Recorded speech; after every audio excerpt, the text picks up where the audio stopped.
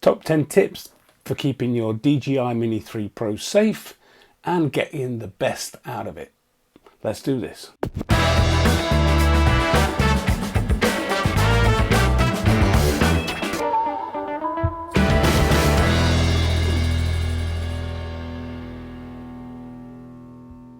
Hello, welcome once again to the channel on this lovely week in the UK. So today's video is all about the top 10 tips for the DJI Mini 3 Pro, keeping it safe and getting the best out of it. Okay, let's get straight into the video. So here we go. Tip number 1 is to check your props. So I did a course late last year, the A2 CFC, and the first thing it says that you should do is to check your props before every flight. Why do we do that? Well, if these props have got cracks in them, they're bent, they've got scuffs on them, it could cause the prop to fail during a flight. And if that happens, it's bye-bye Mini 3 Pro. Simple as that. Check your props. Tip number 2, takeoff. Okay, so you're just about to take off, or it be hand launch or from the ground, and you're excited about your flying. And the first thing you do is you take off and you fly straight upwards. What's the first thing you should do is to look up.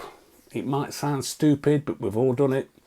We've all flew up and there might be an overhanging branch of a tree, and then bump, and it goes to that branch and down comes the Mini 3. Same thing again.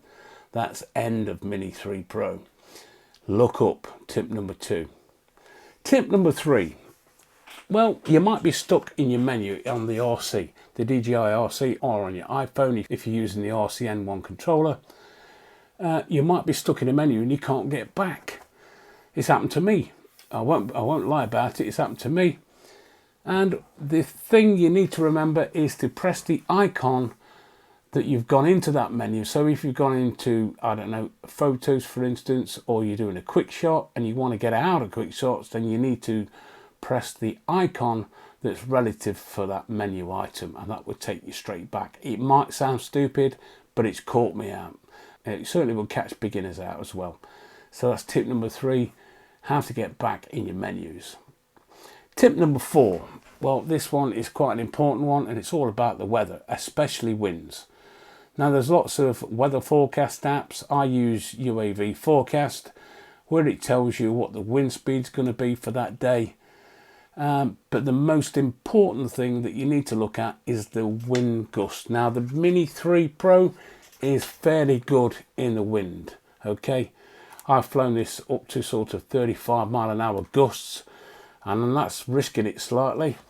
But to be honest with you, what you need to be looking at is those gusts, because you might be in a situation where you're flying, you've got low battery, getting strong wind warnings because of the gusts, and it decides it wants to take off and come back home. Now the problem you've got is you might be, I don't know, 400 or 500 meters out, and it's going to raise to an altitude that you've set it to where those wind gusts might be. You've got two options. You can either cancel the return to home, bring the drone lower and fly it back manually, but if it's gone into fail-safe and you've lost signal, then it could be game over. That aircraft could be in a flyaway situation. So check your wind gusts. That's most important, and that's tip number 4. Tip number 5 is all about the maps on the RC or on your phone, but especially on the RC because they don't have maps installed on them. So you might get to a location, you open your map screen and it's completely blank. It's white, there's nothing there.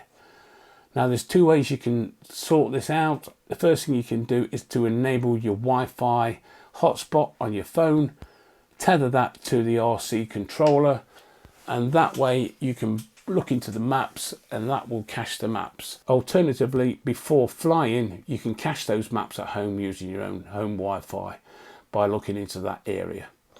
So that's tip number 5, and that's the maps. Tip number 6, well, this is relatively for beginners really, but it's flying in sports mode. Sports mode, don't get me wrong, could be absolutely fantastic. You'll like get some whizzing shots and get some motion blur using NT filters, but that's another video.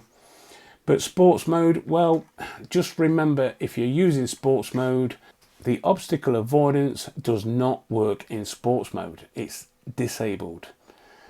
So if you're flying in sports mode, don't think that if you're heading towards a tree or a building, it's going to stop. It won't. It will hit the object, whatever it might be, and that will be, once again, bye-bye Mini 3. It's going to get smashed. Simple as that. Whilst we're talking on obstacle avoidance, don't forget, if you're flying at night, that's another thing to bear in mind. In low light conditions, you'll probably find that your obstacle avoidance is disabled. You'll get that red symbol. So that's tip number 6, and that's sports mode.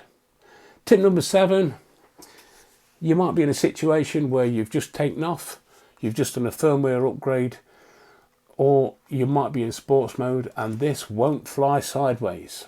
Now there's a function in the menus, which you can see just here, which you can enable or disable sideways flying.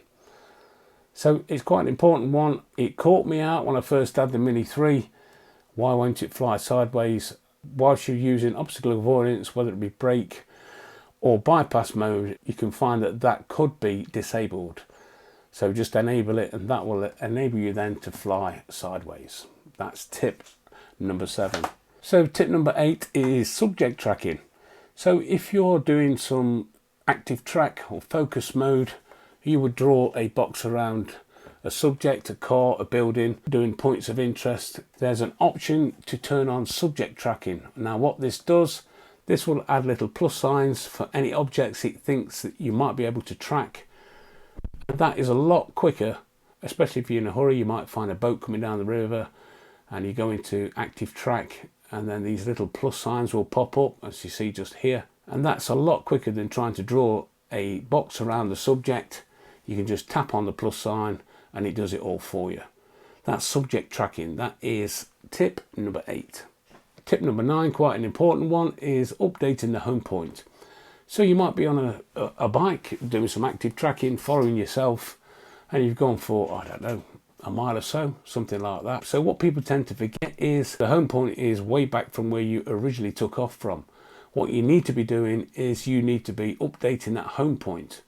As you can see here, I find the easiest way to do this is to use the controller location. Tap on that, and that will update the home point, and that will be exactly from where you've just updated it from, rather than having the drone take back off and fly a mile back to where you started from. So quite an important one, updating the home point. And finally, tip number 10, in my opinion, well, hand launch and hand catch. Now I did a video on this, which you can see up there. I think this is the most important. If you're flying around beach areas or anywhere where it's gravelly or anything like that, you don't want to be putting the drone down onto the sand, taking off and having all the sand hitting your gimbal, going into the side vents. So in my opinion, hand catch and hand launch, it's quite safe.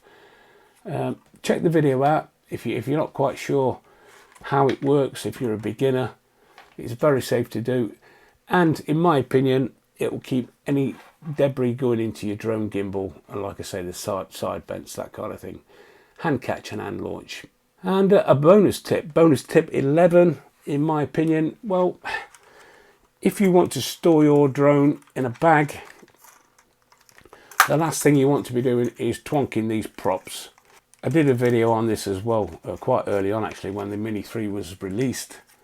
And basically you just use this one-sided Velcro, and you make a bit of a strap which goes all the way around like that, and that will stop your props from getting tangled and twonking them in and out of your bag. If you've not seen the video to that, I'll link that up there as well, and there'll be a link down in the description. So I hope you found the video informative. I know a lot of you'll probably say it's like teaching us to suck eggs, but there's beginners out there that don't know these things. And it's just Nobby's 10 tips on how to keep your drone safe and how to get the best out of it. But it's all about safety at the end of the day. Hope you've enjoyed it and you've got something out of it. If you have, give me the thumbs up, hit the like button, and we will see you in the next video. Thanks for watching.